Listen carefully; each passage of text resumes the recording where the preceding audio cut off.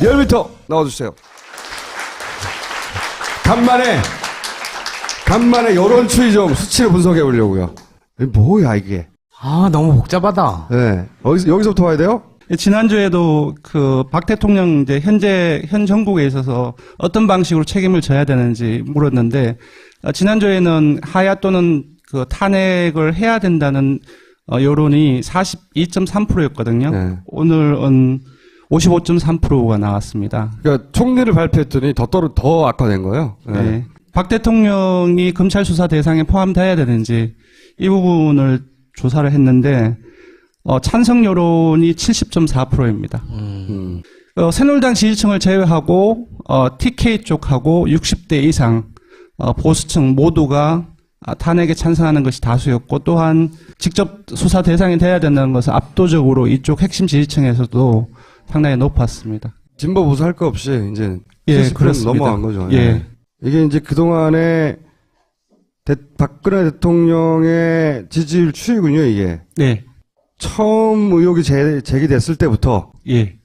그 언론에 그 타격이 있었는데, 첫 번째는 한겨레입니다. 한겨레 9월 20일에, 우리 이제 추석 연휴 갔다 와서 화요일이었습니다. 네. 그때 미르 K스포츠 재단 재단 의혹 부분들이 한겨레에서 터뜨렸습니다. 네. 그게 첫 번째고 10월 14일에 CBS 노컷 뉴스가 있었습니다. 네. 딸 2대 의혹이었습니다. 네, 요거. 예, 그러면서 그게 주말을 지나면서 10월 3주차에 28.5% 떨어졌고요. 네.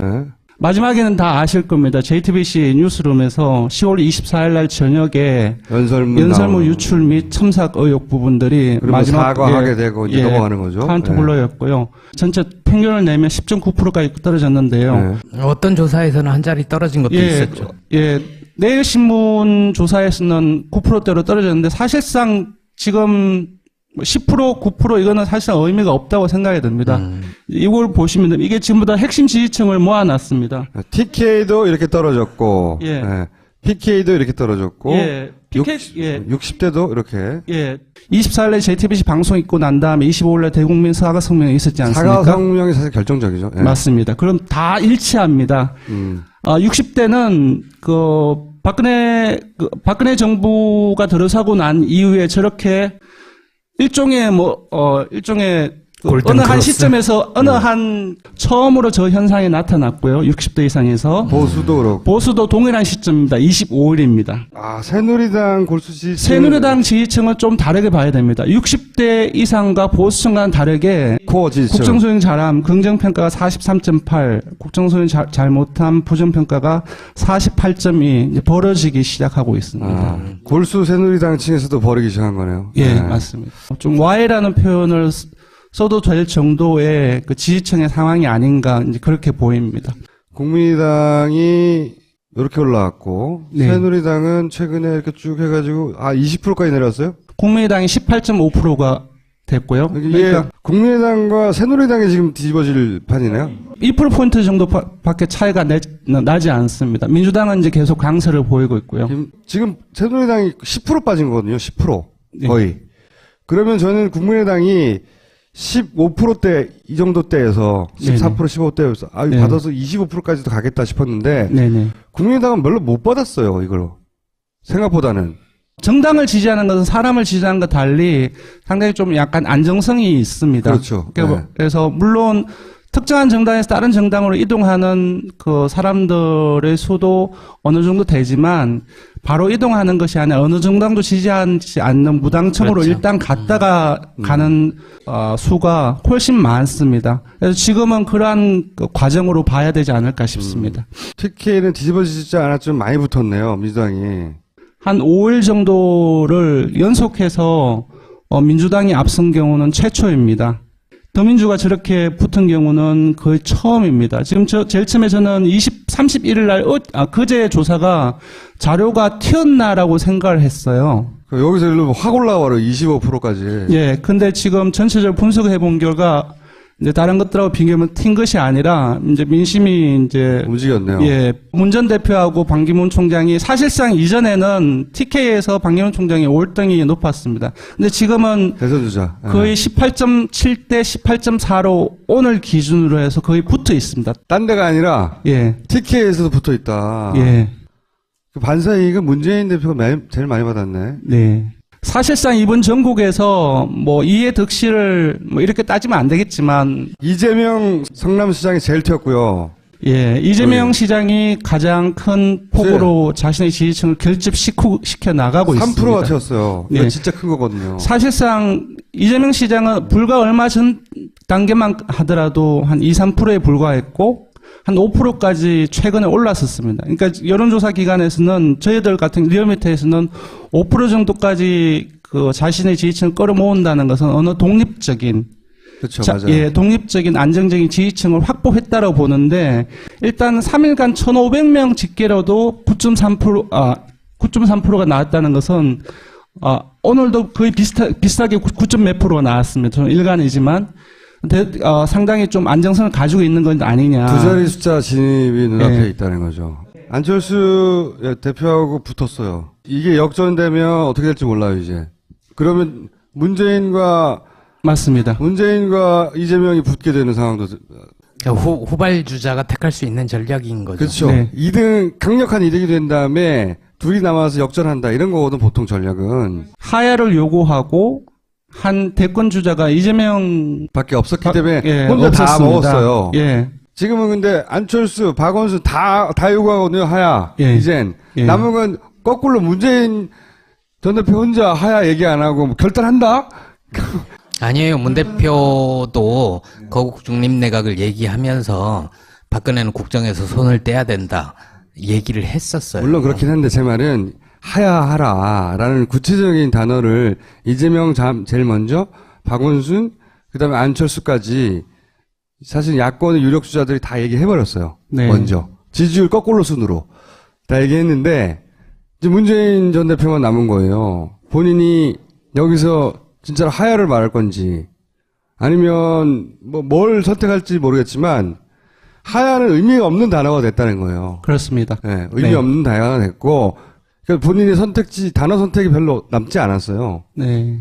이게 그 다음에 무슨 메시지를 던지냐면 본인이 가지고 있는 지지율의 크기만큼 보통 느리게 움직이거든요. 네, 맞습니다. 네. 네. 그래서 문재인 대표만 남았는데 뭐라고 할지 그 메시지가 뭐냐에 따라 훅 올라갈 수도 있고 맞습니다. 예. 훅 떨어질 수도 있어요.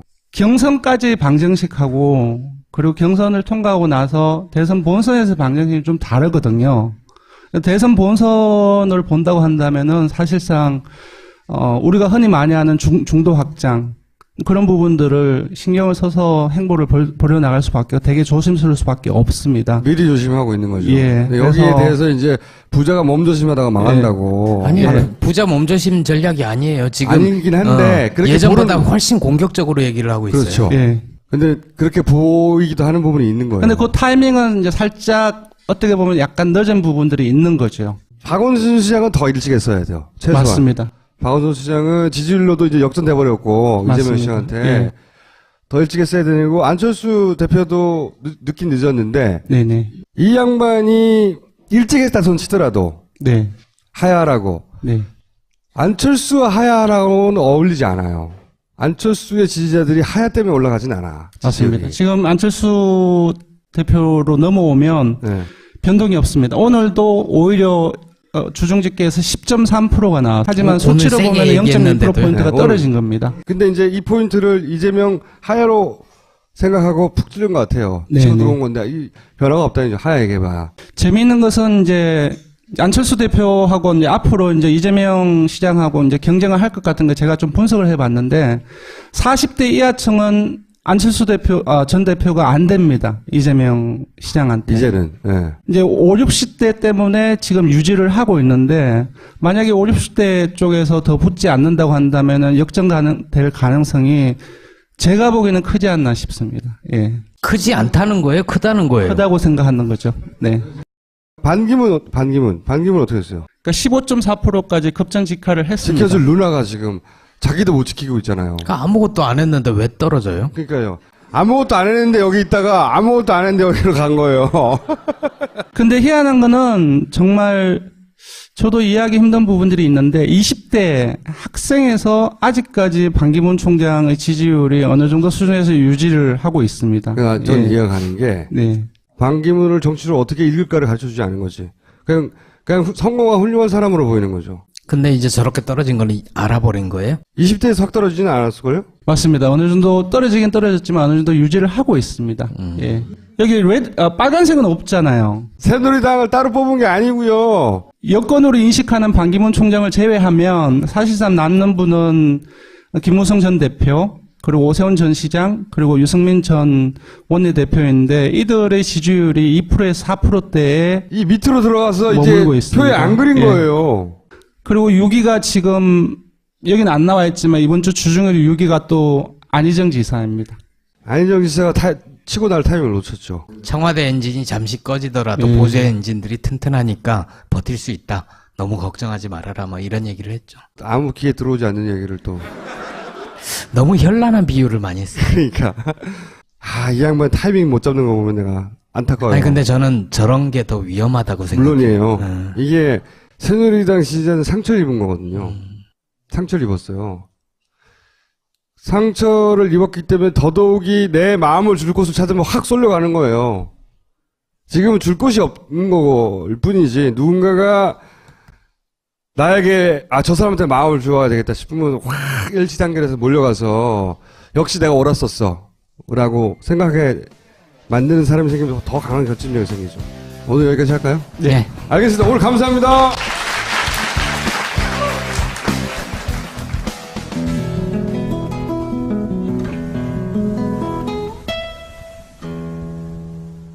와서 화요일이었습니다. 네. 그때 미르 K스포츠 재단 재단 의혹 부분들이 한겨레에서 터뜨렸습니다. 네. 그게 첫 번째고 10월 14일에 CBS 노컷 뉴스가 있습니다. 네. 딸 2대 의혹이었습니다. 네. 요거. 예, 그러면서 그게 주말을 지나면서 10월 3주차에 28.5%에는 하야 또는 그 탄핵을 해야 된다는 여론이 42.3%였거든요. 네. 오늘은 55.3%가 나왔습니다. 그러니까 총리를 발표했더니 더 악화된 거예요. 네. 네. 박 대통령이 검찰 수사 대상에 포함돼야 되는지 이 부분을 조사를 했는데 찬성 여론 거죠. 예. 네. 이게 이제 그동안에 박근혜 대통령의 지지율 추이군요, 이게. 네. 처음 의혹이 제기됐을 때부터. 예. 그 언론에 그 타격이 있었는데 네. 첫 번째는 한겨레입니다. 한겨레 9월 20일에 우리 이제 추석 연휴 갔다 리얼미터 나와주세요. 간만에 여론 추이 좀 수치를 분석해 보려고요. 뭐야 이게? 너무 복잡하다. 네. 여기서부터 와야 돼요? 지난주에도 그 박 대통령 이제 현 정국에 있어서 어떤 방식으로 책임을 져야 되는지 물었는데 지난주이 70.4%입니다. 새누리당 지지층을 제외하고 TK 쪽하고 60대 이상 보수층 모두가 탄핵에 찬성하는 것이 다수였고 또한 직접 수사 대상이 돼야 된다는 것은 압도적으로 이쪽 핵심 지지층에서도 상당히 높았습니다. 진보 보수 할 거 없이 이제 예, 70% 그렇습니다. 넘어간